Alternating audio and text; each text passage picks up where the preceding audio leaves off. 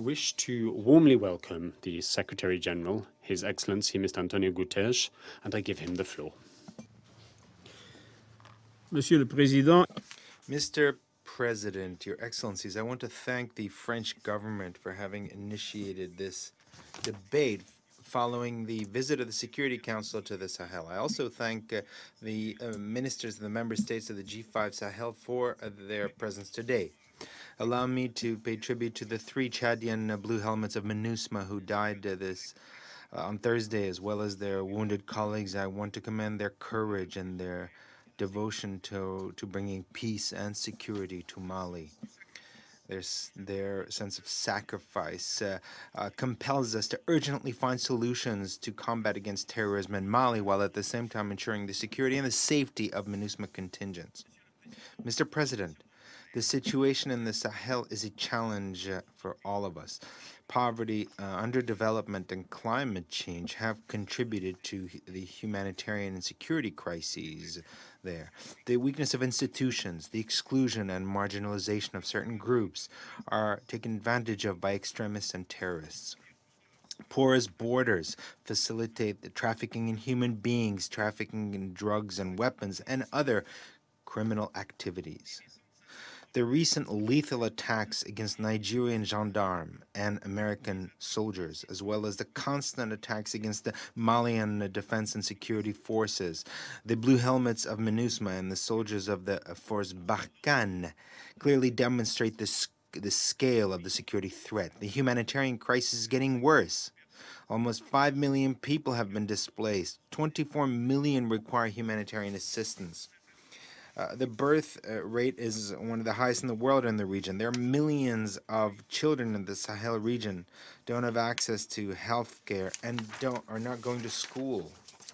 Mr. President, in the face of this urgent situation, we need to think of innovative actions to support the efforts of the G5 Sahel in the security sphere, but also in the area of development and governance. Time is not on our side. We need to urgently coordinate our efforts in order to nip in the bud the underlying causes of instability in the region. The creation of the joint force clearly demonstrates the determination of the G5 Sahel countries to cooperate closely in order to together tackle this threat. We have an opportunity today to support them and together reverse the tide of events. We owe it to the people of the Sahel region, and we also owe it to the states of the G5 Sahel who have taken this courageous initiative. I supported, of course, their appeal to have a force with a mandate that is in line with the threats in which it will be confronted, and with the sustainable financing. We owe it to all those who have paid with their lives their selfless commitment against the terrorist threat and for peace in the Sahel. Given the rapid evolution of events and the risk of spillover, not to act could have serious consequences for the region and beyond. So I would invite this Council to act ambitiously in the choices that it has to make. A strong political support to the G5 Sahel, as well as an operational and material support in line with the scale of the challenge, are essential. Mr. President, the Security Council has before it 4 options outlined in my report.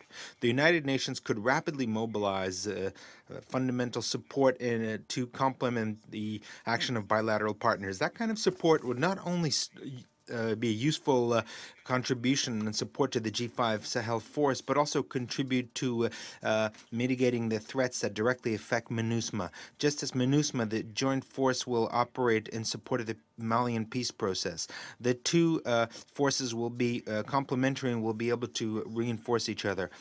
But only a comprehensive implementation of the peace agreement could reestablish the authority of the state and stability in the country. I would like to renew my appeal to the signatory parties to accelerate the implementation of the agreement and the key institutional reforms contained in it. During my last informal meeting with the Council, I shared with you my opinions and my preferences on this point. Of course, independently what your decision will be, the Secretariat will do its best to support the G5 Sahel in the framework set out by the Council.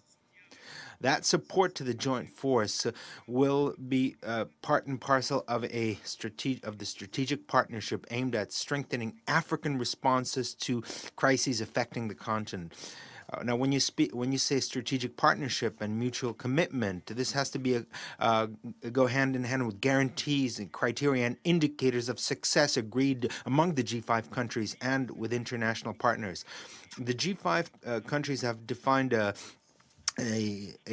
specific goals and made remarkable progress over the past few months in achieving them, whether, for example, developing an concept of operations, implementation and conformity of certain standard-setting domestic instruments, as well as raising national resources and working with regional partners and international partners. All these efforts demonstrate political determination to define a strategy and to take measures necessary to implement it. However, certain aspects, I think, need to be further fine-tuned and consolidated. It's precisely in this spirit that I presented recommendations to strengthen the political guidance for the joint force and its insertion into the African security peace architecture. I suggested establishing monitoring and support mechanisms that are transparent and credible, that could strengthen the legitimacy and the political framework in which the joint force will operate, as well as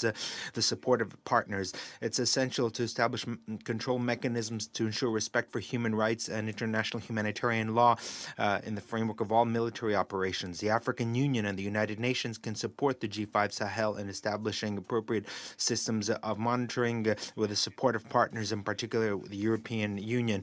In this area, it's essential to define the modalities of cross-border prosecution, arrests, detentions, judiciary steps, reducing risks, as well as broader point of protecting civilians. I encourage members of the G5 Sahel to work on finalizing the operational concept, clarifying goals, as well as a timetable for scaling up the joint force. Mr. President, the security cooperation with the Sahel is essential, but only a multi-dimensional response will put an end to the instability in the region. I instructed the Deputy Secretary-General to coordinate and give new impetus to a comprehensive strategy of the United Nations for the Sahel. We need to together strengthen our efforts in favor of governance, development, and resilience. For this purpose, we will present in December, during the conference in Brussels, an investment strategy for the region, and I hope to be able to count on the support of all our partners. I would also call on a stronger coherence among the various national, regional, and international initiatives that exist. Only an effective presence and strengthening of the rule of law will make it possible to ensure the continuity of these initiatives. In such a complex and difficult context, it's important also to support the efforts of humanitarian personnel and the agencies working to promote sustainable development. Mr. President, since I took office, prevention is my absolute priority. In the Sahel, that means preventing the region falling into a state of chaos, which could have dangerous consequences for the continent and the world as a whole.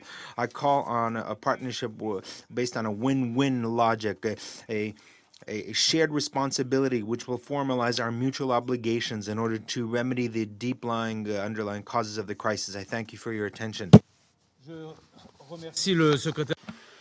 I thank the Secretary-General for his briefing.